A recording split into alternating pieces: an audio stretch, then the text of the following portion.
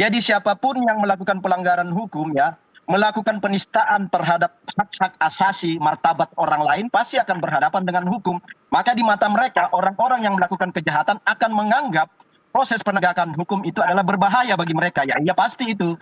Orang yang melakukan kejahatan pasti akan menolak proses-proses hukum. Nah, itu yang dibangun argumen oleh orang-orang yang sudah tersangka ini. Nah, kemudian selalu bahasanya termul-termul ya. Memang kami termul ya ketimbang disebut sebagai terjal, ternak dajal. Dajal itu selalu menista orang lain, menciptakan kekisruhan ya, makanya terjal. Jadi gini, kalau Anda bisa membangun opini-opini yang selalu memojokkan orang, itu akan berbalik ke Anda ya. Proses pendidikan itu Mbak, saya sampaikan ya, itu nilai-nilai universal. Di dalam pendidikan itu ada nilai kebaikan, nilai penghargaan pada hak asasi orang lain, menghormati keberadaan orang lain, tidak memojokkan dan memfitnah orang lain, menista orang lain, bahkan sampai ke kuburan orang tua Pak Jokowi pun didatangin, seolah-olah itu bagian dari penelitian ya. Ini semua argumen-argumen proses pembodohan, manipulatif.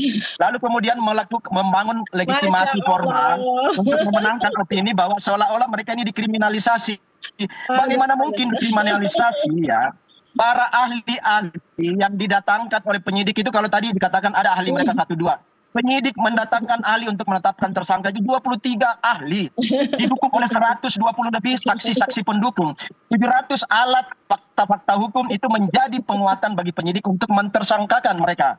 Jadi kalau dibilang ini kriminalisasi itu kalau tanpa bukti, tanpa fakta, tanpa data, tanpa saksi, Anda ditersangkakan, itu baru namanya kriminalisasi.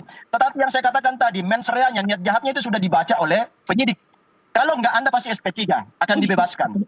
Jadi silakan nanti menghadapi proses persidangan. Itu yang pertama. Yang kedua adalah proses melakukan uji judicial review ya. Itu bagian dari proses untuk menguji undang-undang terhadap konstitusi Republik ini. Terhadap UUD 45. Apakah undang-undang yang diuji itu bertentangan dengan UUD 45? Apakah itu kepentingan-kepentingan kemaslahatan rakyat yang akan diuji, bukan pada kepentingan mereka sebagai tersangka. Maka itu semua sudah terbaca oleh hakim konstitusi.